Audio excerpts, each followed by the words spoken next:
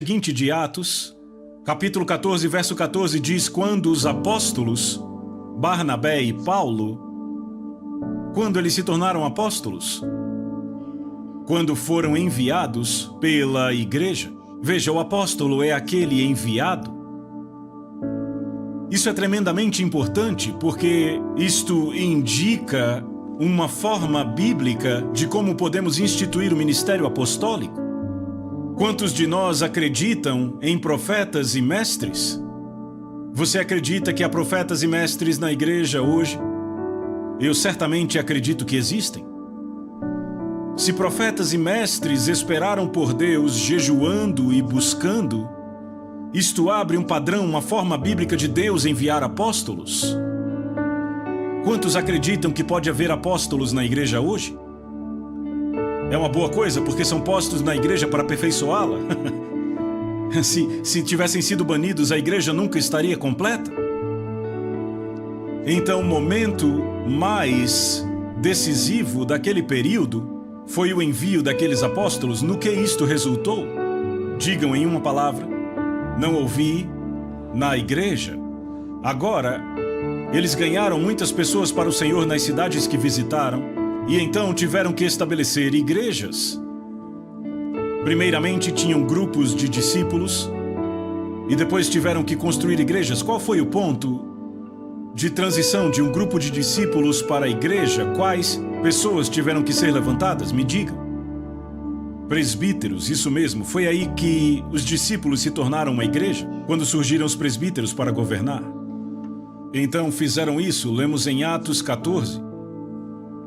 Verso 21, e tendo anunciado o evangelho naquela cidade e feito muitos discípulos, voltaram para Listra, Icônio e Antioquia, cidades onde já haviam pregado, fortalecendo a alma dos discípulos, exortando-os a permanecer firmes na fé e mostrando que através de muitas tribulações nos importa entrar no reino de Deus.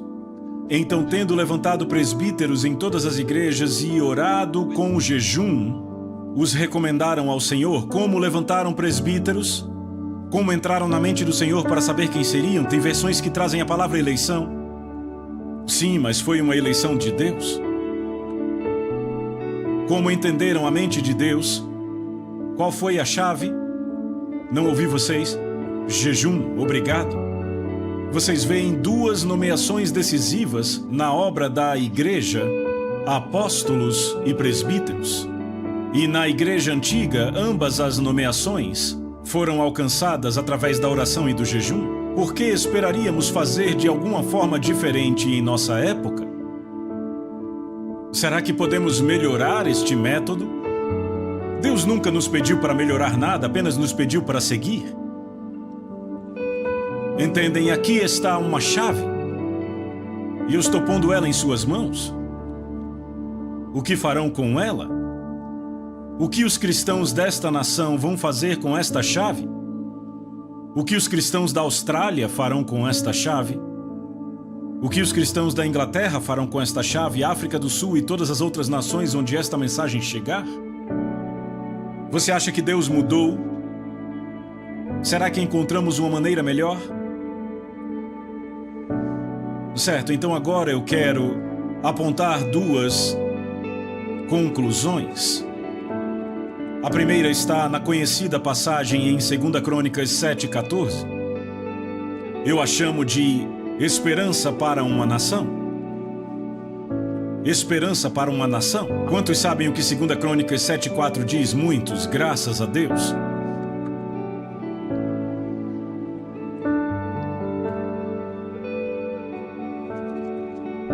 Eu poderia citar de cor, mas não irei. Deus fala. E ele diz: se o meu povo, que se chama pelo meu nome, se humilhar e orar e buscar a minha face e se converter dos seus maus caminhos, então eu ouvirei dos céus, perdoarei seus pecados e sararei a sua terra. Então são 7 passos. 4 passos que o povo de Deus tem que dar, 3 passos que Deus dará quando nós dermos os nossos 4. Quais são os 4 passos que temos que dar? Qual é o primeiro? Eu não ouvi vocês.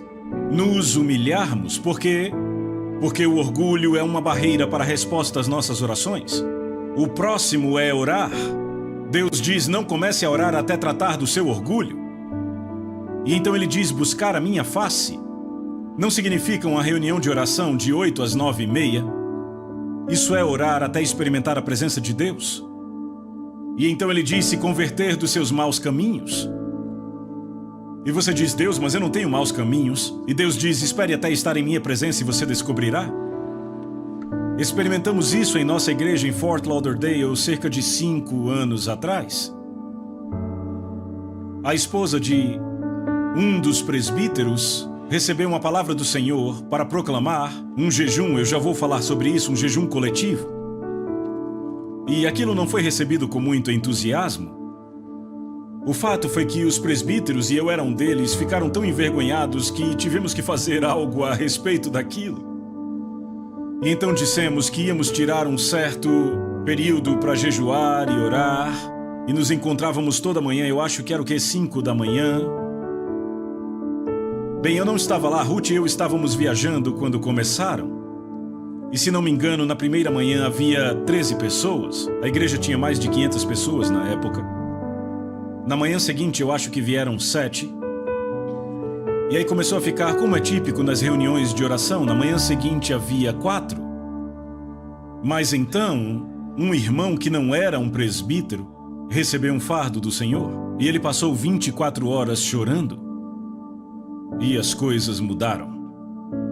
E quando Ruth e eu voltamos, eu disse, gostemos ou não, isso vem de Deus, é melhor a gente se envolver se não quisermos nos perder dele. E eu não posso entrar nos detalhes, mas pelas próximas, eu acho que 6 semanas, nos encontrávamos toda manhã às 5 da manhã e passávamos a maior parte do tempo com o rosto ao chão. E os pecados que foram confessados foram espantosos. Era uma igreja ótima e respeitável, mas havia adultério, fornicação, havia alcoolismo e não veio à tona até estarmos na presença de Deus. Não diga a Deus, eu não tenho maus caminhos para me arrepender. Provavelmente isso só vai dizer o quão distante você está da face dele. À luz do semblante dele, as coisas ficam diferentes. O que Deus pede de nós, 4 coisas. Nos humilharmos, orar, buscar sua face, se converter dos maus caminhos. Como é que nos humilhamos? Fazendo o quê? Você entendeu a mensagem? Certo, veja, você pode jejuar e ser muito orgulhoso. Jesus disse, não jejue assim. Não é assim que se jejua, é assim que os hipócritas jejuam. Mas ele não disse, é por isso que vocês não jejuarão. Não, ele disse, jejue da maneira certa, não da errada. Então Deus diz, eu faço 3 coisas. Se você faz as 4, eu faço as 3. Eu ouvirei, eu perdoarei os pecados e eu sararei a sua terra. Quantos aqui gostariam de ver a sua terra sarada? Será que Deus já te mostrou um caminho?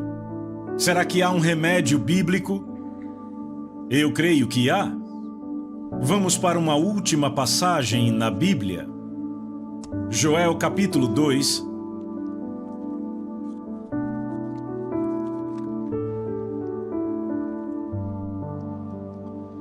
Esta é a passagem de onde as pessoas tiraram a expressão o jejum de Joel. Joel 2,15. Tocai a trombeta em Sião, promulgai um santo jejum, proclamai a assembleia solene, congregai o povo, santificai a congregação, ajuntai os anciãos, os filhinhos e os que mamam. É interessante, naquela época tínhamos crianças de colo e crianças maiores nos encontros. Quase toda manhã lá estavam elas e elas pareciam incomodadas e desapontadas quando seus pais não as acordavam para a oração.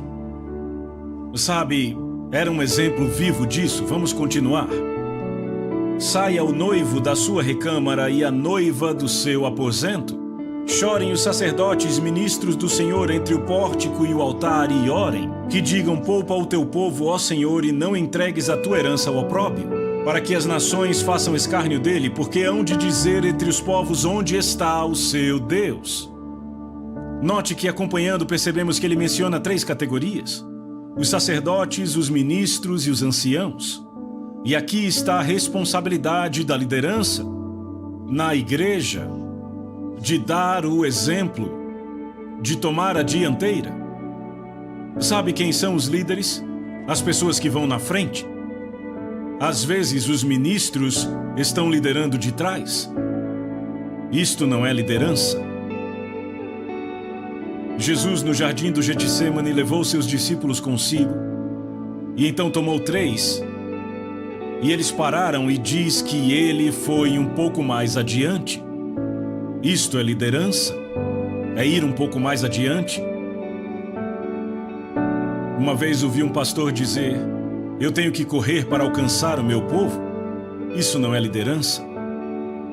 Aqui está a responsabilidade da liderança. Agora, ouçam a última declaração, onde no mesmo capítulo, versículo 28, e acontecerá depois que derramarei o meu espírito sobre toda a carne. Vossos filhos e vossas filhas profetizarão, vossos velhos sonharão e vossos jovens terão visões. Ele diz depois do quê? Depois do quê? Depois que o povo de Deus atendeu às condições dele. Agora eu sei que Pedro, citando isso no dia de Pentecostes, disse: acontecerá aqui nos últimos dias. Mas aquele não era um cumprimento total, era um cumprimento antecipado, e é muito significante porque, naquela passagem em Atos 2, Pedro cita o Senhor dizendo: derramarei do meu espírito. Algo do meu espírito, e aquilo começou no dia de Pentecostes. Mas nesta passagem Deus diz: eu derramarei o meu espírito, não do meu espírito, mas eu liberarei o meu espírito na terra, sobre toda a carne. Irmãos e irmãs, ainda não vimos isto, vimos apenas um pouco salpicado. Há mais de 1 bilhão de muçulmanos na Terra que nunca foram tocados pelo Espírito de Deus. Como os alcançaremos? O que libertará o Espírito de Deus? Eu digo a vocês, se vocês já lidaram com o Islã, é uma fortaleza impenetrável para uma aproximação natural.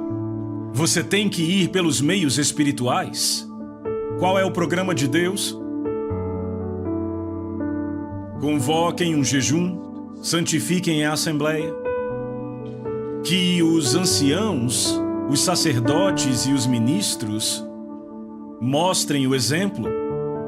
E Deus diz: no meu tempo, quando atenderem minhas condições, eu vou derramar o meu espírito sobre toda a carne.